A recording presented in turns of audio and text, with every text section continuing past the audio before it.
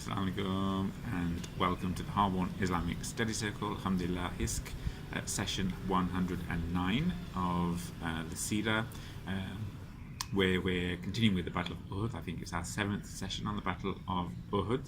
And before we carry on though, just to say Ramadan Mubarak. Hope everybody is getting as much out of Ramadan as they anticipated and even more. And let us all receive the immense blessings of this month that we can and maximize it as much as possible. Trying to sit inside the shade of the parasol here on the balcony because it's about 36 degrees out here in the late afternoon. I'm not sure. I hope we won't be troubled by the birds or even the adhan that sounds out here, but as I say, getting to the end of the first week of Ramadan. So briefly, what we covered last week was how the Prophet ﷺ was attacked on the battlefield. And again, the scenes on the battlefield aren't quite like what we see in the Hollywood films around how quickly battles happen and are over and done with. These are things that last for hours and hours, and there's lots of little battles and mini tussles going on in different places. But the tide turned, as we talked about before, when the archers descended from the mount. Harith bin Walid saw the opportunity, attacked the mount, killed all 10 of the archers that were there, and then rallied his cavalry to attack the Muslims. As they're attacking the Muslims, the sort of rear of the Muslim army, they're also attacking the Prophet ﷺ as he is surrounded by his sort of elite guard, and that included Saad bin Abi Waqqas and Talha and 7 Ansar, and then one by one, each of the 7 Ansar was martyred in defending the Prophet ﷺ. And then we talked about how the Prophet ﷺ, his tooth was knocked out, and one of the Quraish, Ibn Qamia, tried to sort of punch the Prophet ﷺ, knocked his helmet, and his helmet got embedded, or 2 rings from his helmet got embedded into his cheek. Other reports of an arrow piercing the other cheek, and amidst all this, where the blood is pouring out, he's being defended essentially just by a couple of his trusted lieutenants. He makes a dua, how can Allah forgive these type of people who do this to him, and then Allah obviously rebukes him for that, because mercy is only in the gift of Allah. And we talked about how Talha was, at the forefront of battling to defend the Prophet ﷺ, had his fingers cut off and his hand got paralyzed. Saad was trying to fire off volleys of arrows to defend the Prophet ﷺ. And the Prophet ﷺ offered up his parents for as a ransom almost for his protection to these 2 brave warriors. Then, just as things were getting more critical, the Muslims started to regroup, and when they realized what was going on, and many of them fled back to defend the Prophet ﷺ. And again, we talked about the 3 types of Muslim responses: those that essentially were only interested in their own selves, and they fled. Either they fled up the mountain or they fled back to Mecca when the Khalid bin Walid's counteroffensive happened. Then there's the second group of Muslims who returned back to the battlefield. And again, we talked about the confusion as people, were doubling back on themselves, and a couple of Muslims were killed by their own side, friendly fire we'd call it nowadays. For example, Hudhayfa's father, Usail bin Jabir, and his companion were shaheed, and amidst all this, there's obviously the morale of the Muslims goes down. and then we'll talk about how that got accentuated when rumours of the Prophet's demise were falsely spread. And then the third group of Muslims are those who essentially didn't care for anything other than the Prophet ﷺ, and so they were the ones who came back and fought valiantly to defend the Prophet ﷺ. So these, we talked about this sort of most awkward hour in the life of the Prophet ﷺ, where he's being attacked and there's helpers are being felled in front of him one by one, and the enemy is on the battlefield there to kill him. Abdullah ibn Qamia is the one who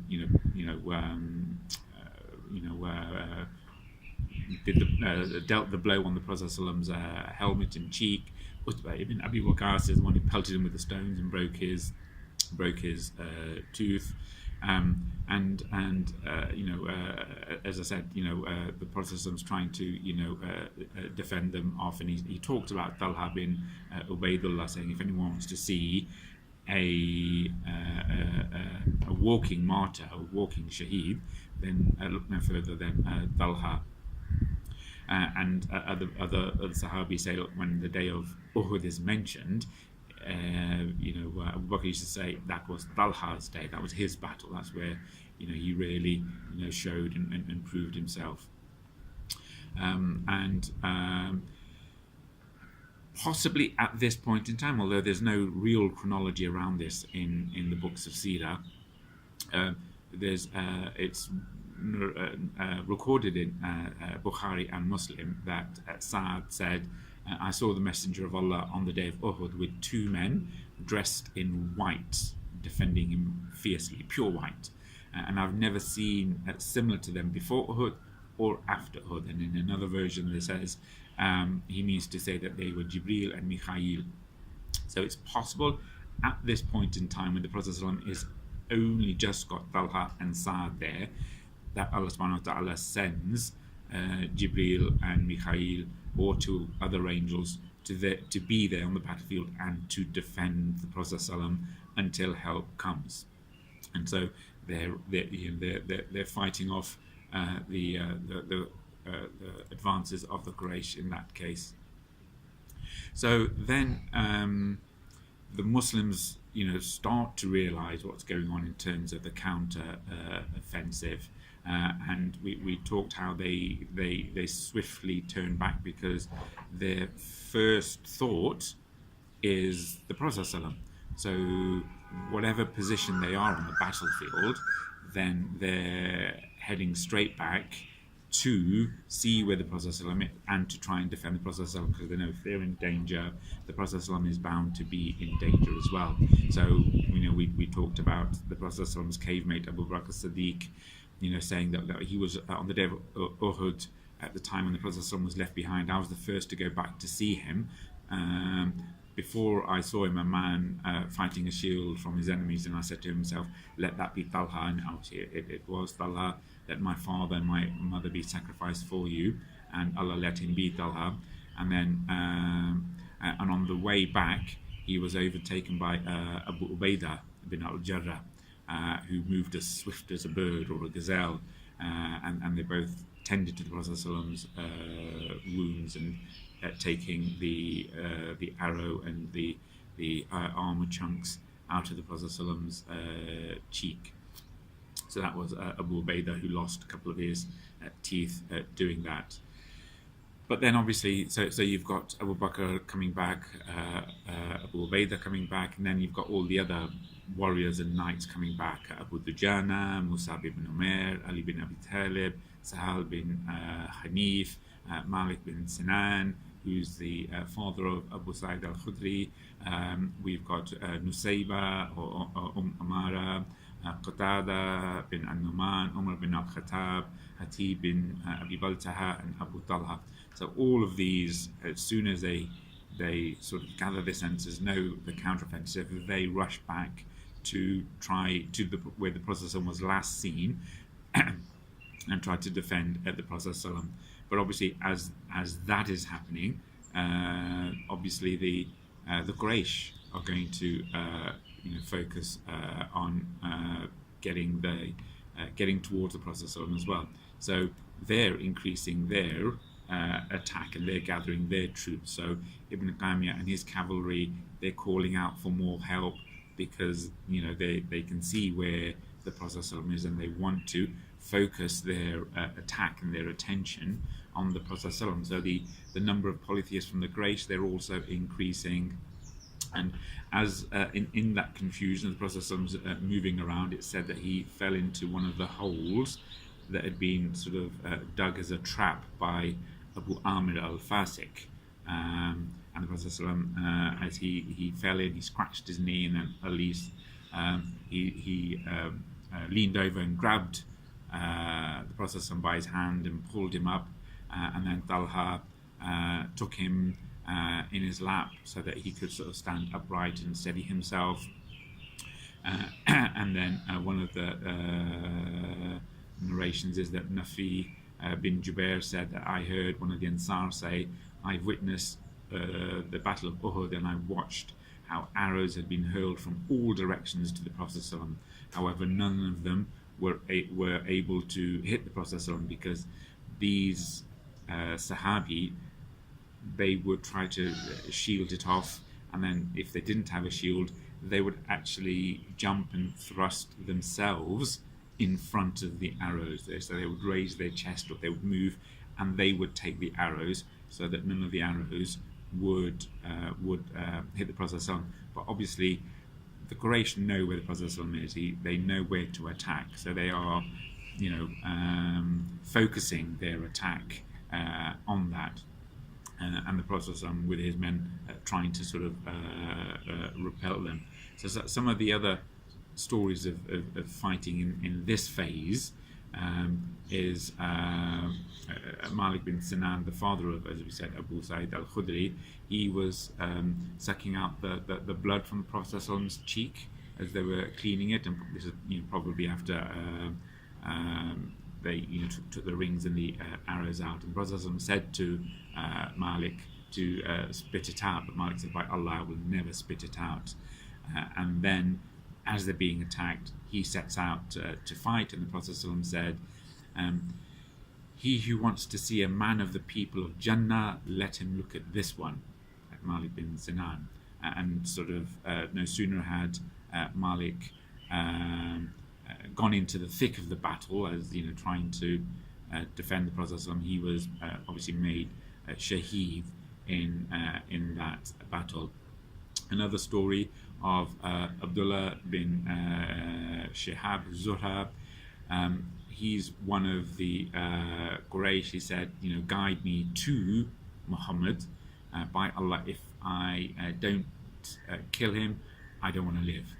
So he's shouting and screaming, where is Muhammad? Guide me to Muhammad.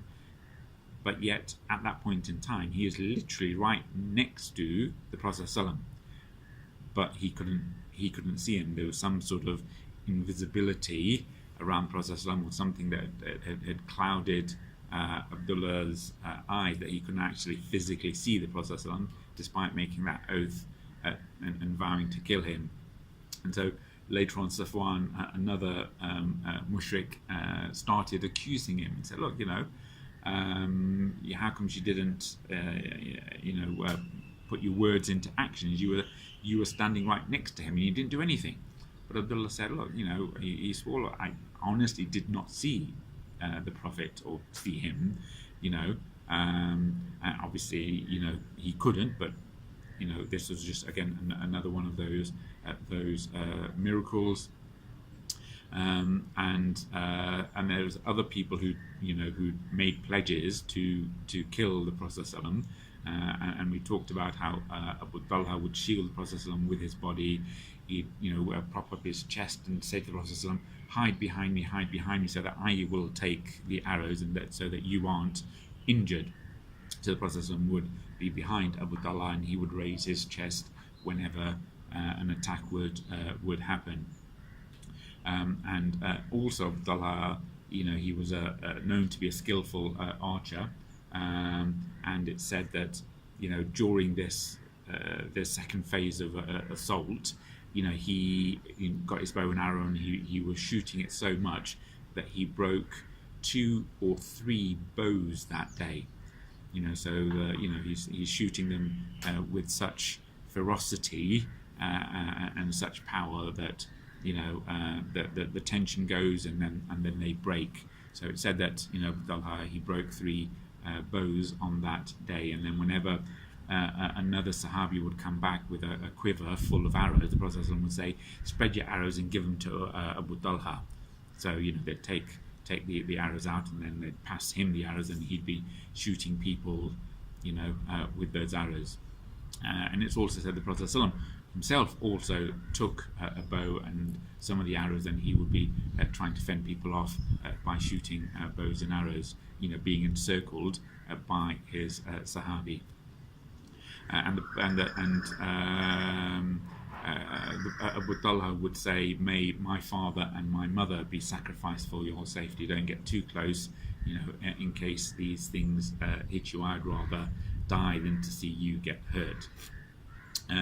And so that's sort of on Talha on the front of the Prophet. On the back of the Prophet is Abu Dujana. And we've talked about what a brave warrior he was. He's the one with the red headband, Abu Dujana. So he's defending the actual back of the Prophet from arrows. Then there's Hatib bin Balta. So he followed Utbah ibn Abi Waqas, the brother of Saad, who broke the Prophet's teeth with the stones. So Hatib is chasing Utbah, strikes him with the sword, cracks him on the head, and is able to kill Utbah, although the fact that actually Saad was after Utbah to kill his own brother, but Hatib was the one who got there first and managed to avenge the Prophet and what Utbah did to the Prophet. Another hero of the day is Sahl bin Haneef, who's one of the key archers in this phase. He played a prominent role in defending the Prophet, as these volleys of attacks are coming on. And we talked about how the Prophet also he's shooting arrows. In a version by Saad bin Muadh, it said that the Prophet shot so many arrows that 2 of the ends of his bow became flattened. And again, Qatada bin Numan, he then took it to keep as a keepsake later on. Qatada, we talked at the Battle of Badr, it said that Qatada's eye popped out. There's some narrations saying that event happened during the Battle of Uhud, where his eye popped out. And the Prophet put it back into the socket, put his own sort of saliva on it, and he said it became better than his other eye. So whether it was Badr or at Uhud, it doesn't really matter essentially. It happened in one of these 2 major battles. Another one who was fighting fiercely to defend the Prophet is the well-known Muhajir Abdur Rahman bin Awf. We've sort of known about him as he was one of the famous Muhajir who gave up everything and came to Medina with nothing, and the Prophet praised his trade-off. And then later on, despite being offered a garden and a wife and half a house, went and did his own business and managed to become self-sufficient because of that. Abdur Rahman, he kept on fighting. His mouth got badly injured and broken, and he said that he sustained about 20 odd wounds during this fight, some on his legs, and these actually made him lame for a while. Then there's the famous story that many of us know of Nusaibah, Amarah. So she was participating in the fighting. So we talked before how her sons went to the battle, and then on the morning of the battle she decided to go, possibly to help look after the wounded, but also she took her armor with her. And then it said that she arrived at the time where Khalid's counteroffensive happened. So then she got straight into the thick of things, and she was there defending the Prophet ﷺ, and she, as the cavalry are trying to hit the Prophet ﷺ with their swords and their gloves, it said that one of these she took the full force of it, and she got injured on her shoulder, and that shoulder was actually that shoulder injury lasted with her for quite some time, and such that after the battle, Prophet ﷺ went and inquired after her. But again, nevertheless, she wasn't put off by that. She went on as part of that core group, physically defending the Prophet ﷺ, and it said that she had about a dozen cuts and wounds because of the intensity of the fight against her, and the Prophet ﷺ again praised her for that. Then it's narrated another couple of stories. So all of these little incidents are happening. No one's quite sure the exact chronology. No one's actually recorded it in that chronological sense, but they've recorded these incidents. Then it said that the next thing the Prophet ﷺ tried to do once he's gathered his core elite around him is to try to retreat in an orderly way up one of the little hills off the plain of Uhud. So as he's trying to orchestrate that retreat to the higher ground, so they'll be relatively well protected in that position. Again, that's partly one of the reasons why he may have chosen that particular strategic point for the battle. He's followed by Ubai bin Khalaf, who's again one of the staunchest and vilest enemies of the Prophet ﷺ. So he sees the Prophet ﷺ and he vows, where is Muhammad? Either I kill him or I will be killed. And so he is on his horse, as part of the cavalry. And obviously, being on a horse when you're attacking, you've got speed, you've got agility, you've got momentum. So any blow that you bring down, it's obviously going to be more impactful against the soldier. So he's on his horse, and he's been actually training this horse for this very fight.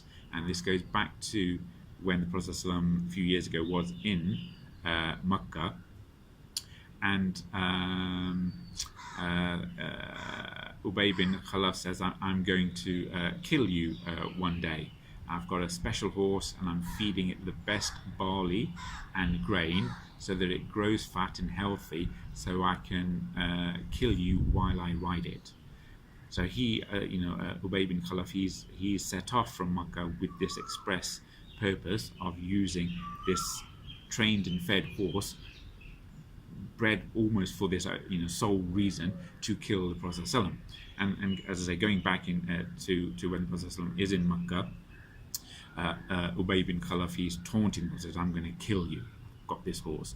And the Prophet ﷺ, rather than staying silent, and this is one of the only times where he does verbally retaliate, he goes, no, I will kill you, inshallah.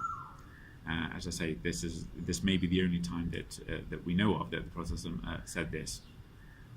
And so Ubai bin Khalaf, he's charging towards the Prophet with this evil intent, spear in hand, and the Prophet sees him, and the Sahabi obviously see him, and they say, oh Messenger of Allah, do you mind if one of us does combat with him first? But the Messenger says, leave him to me.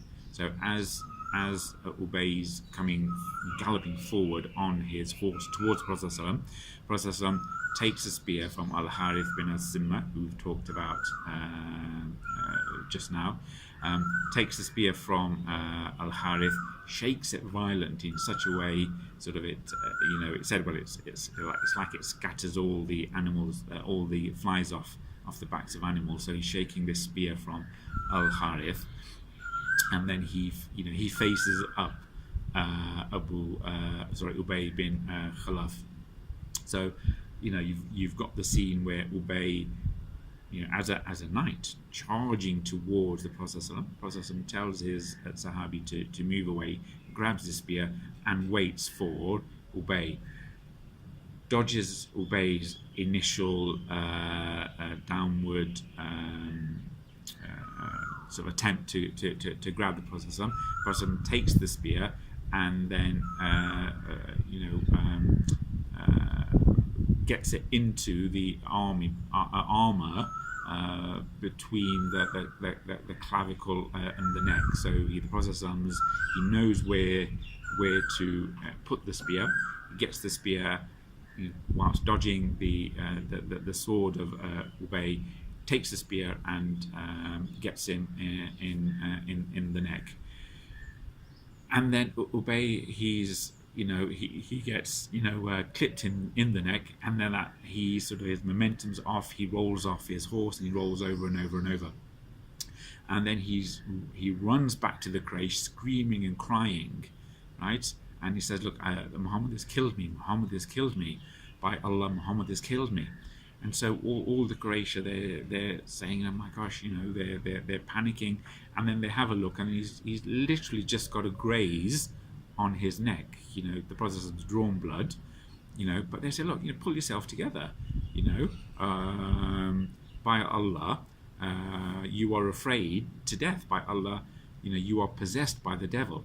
And then this is a really interesting response from Ubay. He says that he had already told me when we were in Mecca. So he's talking about the Prophet, so he's telling this to the Quraysh. He's got this sort of gash on his neck. He said, the Prophet, or he had already told me when we were in Mecca that I will kill you. By Allah, if he were to spit on me, that would have killed me. So here you've got the conviction of one of the enemies of Allah, Ubay. Yet he knows that what the Prophet ﷺ says is true and will come to pass. And he firmly believes that if the Prophet ﷺ said he's going to kill him, he will die because of it. Yet despite that, because of his hatred, his visceral hatred towards the Prophet ﷺ, towards Islam, that overrules everything else. And again, there's an important lesson there, because a lot of people, we know, they don't need to be non-Muslims.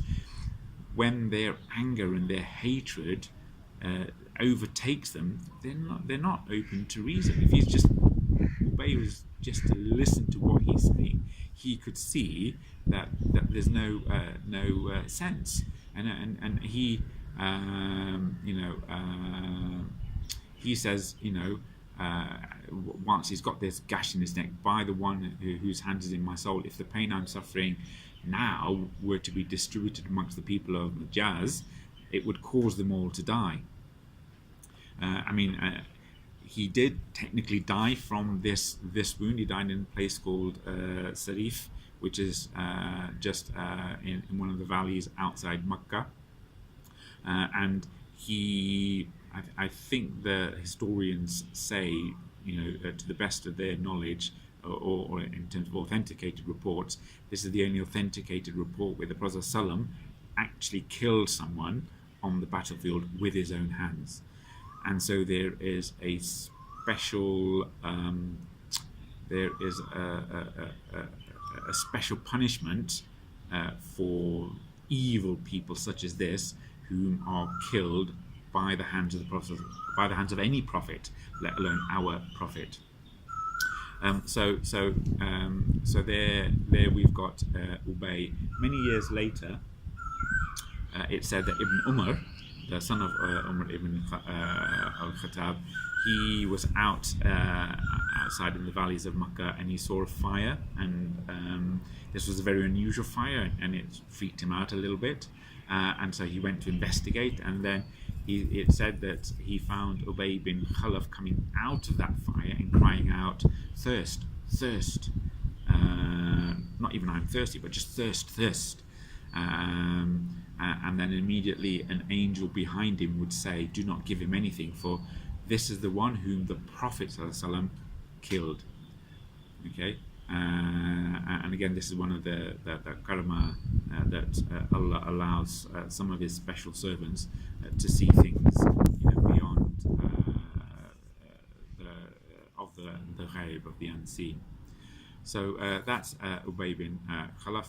Moving on to other stories. There's the story of another one of the Quraish knights on the cavalry, Uthman bin Abdullah bin al-Mughira. And so he's on his horse, and he's charging, and he's saying, either I kill him, I am the Prophet, or I will be killed. And as he's approaching the Prophet ﷺ, his horse gets tripped up by some of the holes, and he falls down. Then Harith bin As-Simma, who we've talked about, whose spear the Prophet ﷺ used for Ubay, he goes and he strikes him on the leg. So they fight, strikes him on the leg, and essentially kills him.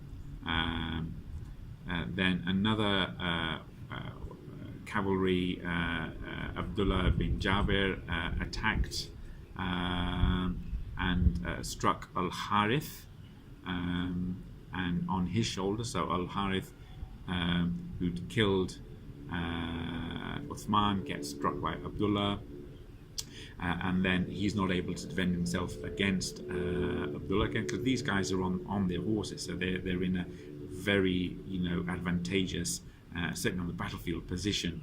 And however, it's said that this chap, Abdullah bin Jabir, who attacked Al-Harith, he was then chased down by Abu Dujana, the chap with the red headband, who was defending the back of the Prophet ﷺ, and this, Abu Dujana caught up with him and decapitated him, cut his head off.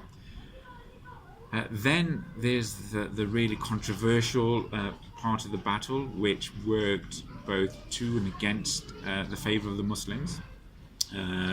Probably in balance more in the favour of the Muslims, but again, it's a very tragic story, and that was of the killing of Musab ibn Umair. So again, when the counteroffensive happens, all the elite of the Muslims, they turn back to come and defend the Prophet. Musab, he's the one who's been entrusted with the standard. So obviously he comes back, and he's going around where the Prophet is, and obviously carrying the standard. He's going to be a particular target, much like the Muslims targeted the standard when at the first phase of the battle. Here, the Quraysh are now pinpointing their attack where the standard is. So Musab, he's grabbing onto the standard with one hand, so he's only got one hand to defend himself. But he's still there with the standard, defending the Prophet ﷺ. And then Ibn Qamia, again on his knight, comes with his fellows, and they target Musab ibn Umair. In the process of the fight,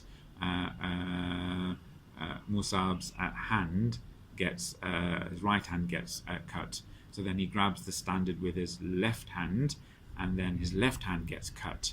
And then he kneels down and tries to sort of shield it with his chest, and is the sort of the rumps of his arm. And then Ibn Qamia, he then comes and he kills Musab ibn Umair. And Musab is the one who was a spoiled boy back in Mecca. Became a Muslim. I mean, he was a youthful chap, one of the earliest converts. He was known to be a spoiled brat of his mum, always wearing the finest clothes, the latest fashion. Became a Muslim, was imprisoned in the dungeons of his own house, essentially, chained up. The Prophet ﷺ sent Musab as the emissary to, following the second pledge, the first pledge of Aqaba, sent Musab to Yathrib to spread Islam. And then through his efforts, and Allah's backing, Islam had entered every house. So that, and he was chosen to be the standard bearer for this battle, and obviously this was a devastating event for the Prophet ﷺ, almost akin to when he lost his uncle Hamza. So the Prophet ﷺ, took the standard off the floor and handed it to Ali to carry. But Ibn Qamia, having killed Musab, and Musab had the standard, Ibn Qamia, he genuinely thought that he had killed the Prophet ﷺ. So then he starts to scream out at the top of his lungs, "I have killed Muhammad, Muhammad has been killed." So he's chanting this out, and the reason for that is, it's said that in terms of height and stature and build, and some facial features, Musab resembled the Prophet ﷺ. Obviously the Prophet ﷺ was much older, but just and again, when you're in the battlefield and when you're in the thick of things, and you're on your horse and the other person's down there and he's carrying the standard, in all that confusion, Ibn Qamia, he genuinely thinks that the person he's just struck down and killed, which was Musab, was actually the Prophet. So he sort of backs off, and he's going around and he's parading as a source of pride, obviously, that he has killed Muhammad. So then that news spreads like wildfire throughout the battlefield. So it has essentially a demoralizing effect on both camps. On the camp of the Muslims, obviously, they are immediately demoralized. They think, my gosh, the Prophet ﷺ has been killed. How could he be killed? And what are we fighting for? So that many of them, they drop their shoulders, and they think, well, this is it. And some of them just sit on the floor and slump down. The Prophet has been killed. And the demoralizing effect on the side of the Quraysh is that many of them think, well, we only came for one thing, and that is to kill the Prophet. And if he's been killed, then that's job done. What are we fighting for? They're not going to fight anymore. We don't need to fight. That's it. Job done. Let's go back. We've achieved our mission. So it sort of demoralizes the Quraysh in terms of they don't have the same stomach to fight, because they think their objective has been reached. And the Muslims, obviously, this was a catastrophic morale for them. So Ibn Qamia, he's going around on his horse, shouting out to everyone. And as we said, the Prophet ﷺ, he takes the standard from Musab, gives it to Ali, and Ali sort of raising it up, and then waving it up, and then trying to give the impression that the Muslims are not defeated. And it said that Ka'b bin Malik, he was the first one to he sees the standard being waved. He recognized, at a distance he recognizes the Prophet ﷺ. So then he shouts to counter the propaganda, and he shouts out loudly, "Oh folks of the Muslims, be cherished, the messenger of Allah is here," because he can recognize the Prophet ﷺ by his eyes. And then the Prophet ﷺ then does ishara to Ka'b, and says basically, keep quiet, so that he doesn't give up his position to the Quraysh again. So some of the people, when they heard Ka'b, they're rushing back to the Prophet, those who are within earshot of that, and they're assembling to try to continue with the orderly withdrawal of the Prophet and the Muslims up the hill, away from the hostilities.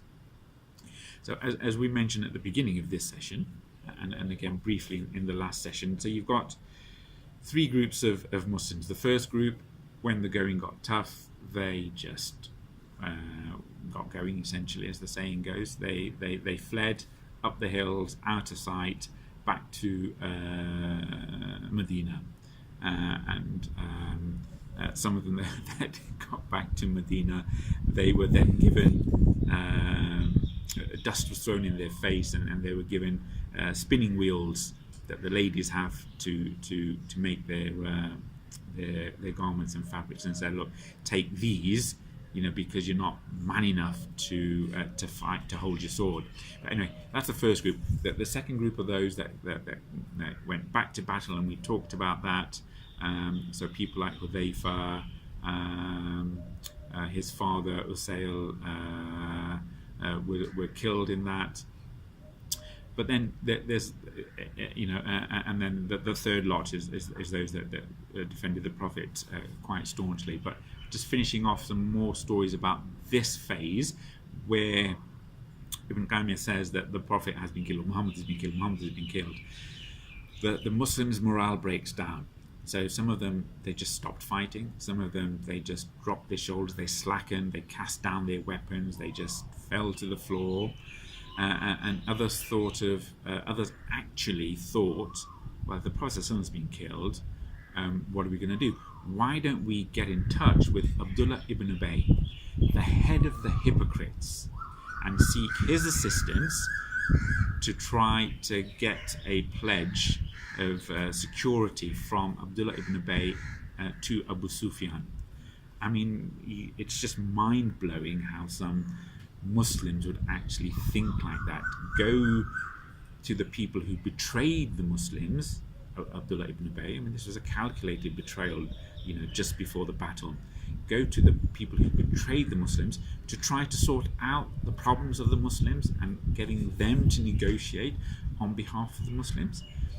I mean, it's just mind-blowing. I mean, having said that, I mean, it still happens today, where the Muslims go to these people who betray the Muslims time and time again, the current leaders of the Muslim nations, even the United Nations and people like that, who don't want to see Islam rise.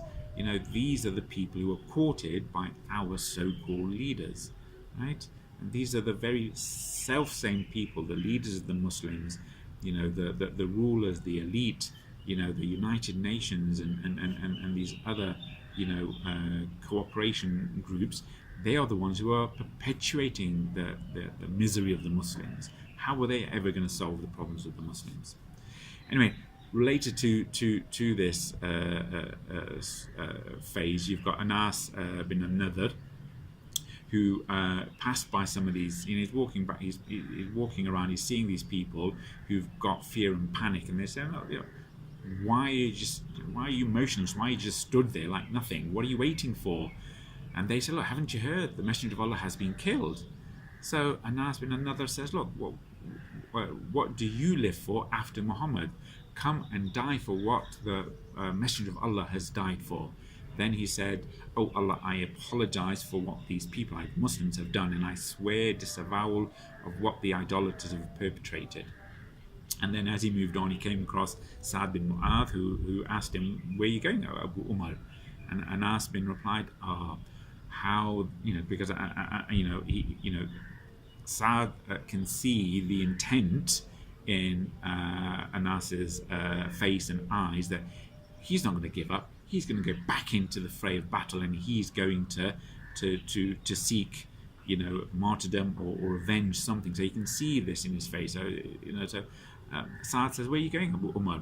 Then Anas replied, how fine the scent of paradise is. I smell it here in Uhud. And then he jumps into the battle against the Quraysh, and then he fights very bravely and is killed. And it said that Anas fought so bravely that and it sustained so many wounds to his body, over 80 sword wounds or arrows or spears, and he was badly mutilated, that nobody but his sister could recognize his dead body, and that was only because of the fingertips. She recognized it by the tips of his finger. Then the story of Thabit bin Ad-Dahdah. He said, called to his people, said, "O people of the Ansar, if Muhammad were killed, know that Allah is everlasting and He never dies. Fight in the defense of your faith. Allah will help you so that you will be victorious." And after that, a group of Ansar came and they joined him, they rallied around him, and they attacked the battalion of Khalid's horsemen. And Thabit kept fighting till the end. Him and his friends were made shaheed. Another instance that's been recorded is when an Ansar, a Muhajir passed by one of the Ansar who was covered in blood. He said, "Oh fellow, have you heard of Muhammad's murder?" So the Ansar then said, well, if Muhammad were killed, then he must have completed the delivery of his message. So fight in the defense of your religion. So this is the Ansar teaching the Muhajir, well, if he's dead, it means he's completed his mission. So you need to carry on and fight. So you can see that, you know, how this news differentially affected lots of people, but there was still enough courageous, bold people in the ummah of the Prophet ﷺ that the Muslims were able to recover their spirits and stop themselves from the sense of surrender, and then take up arms and fight to the last. Okay, so many of them through these conversations took up their arms and they went back to headquarters where the Prophet ﷺ was or would have been, to try and defend the rump of the Muslims. But then when they got there, they realized that actually the Prophet ﷺ was still alive. You know, these glad tidings were there when they went back and they saw the Prophet ﷺ was alive. You know, and again, so the fighting still continued as the Prophet ﷺ was trying to get the Muslims back. So I'll stop there now, inshallah, and talk next time, inshallah, about the actual withdrawal of the Muslims. There's still a few little skirmishes that happen, but that's the end of the bulk of the fighting. So we'll talk next week, inshallah, about the withdrawal of the Muslims, then the mutilation of the bodies of the shaheed, and some other stories, and then the final conversation that happens between Abu Sufyan, the Quraish, and the followers of the Prophet ﷺ as they're, you know, up on the mountain top. So until then, do remember us in your du'as. Do continue with our ibadah and make dua that Allah accepts our ibadah and gives us the best during this Ramadan, makes this Ramadan better than previous Ramadans, and helps us for all the benefit that we get in our Ramadan to keep that sustained during the rest of Ramadan and beyond Ramadan, and to change our lives. What is the point of Ramadan if we don't taste its sweetness after Ramadan? What is the point of Hajj if it doesn't change the essence of who you are and brings you closer to Allah? What is the point of our ibadah if we don't, you know, enjoy the sweetness of our relationship with Allah? So we need to make dua that Allah accepts our ibadah, brings us closer to Him, brings us closer to love of the Prophet ﷺ, and, you know, get the most out of these days, inshallah. So do remember us in your du'as, please. Do remember the ummah in your du'as. Do make double and redouble your efforts during this month, and click onto the YouTube channel, subscribe, share, comment, and so we'll finish there, inshallah. So Bismillahirrahmanirrahim. والعصر إن الإنسان لفي خسر إلا الذين آمنوا وعملوا الصالحات وتواصوا بالحق وتواصوا بالصبر. Jazakallah khair, everybody. Assalamu alaikum.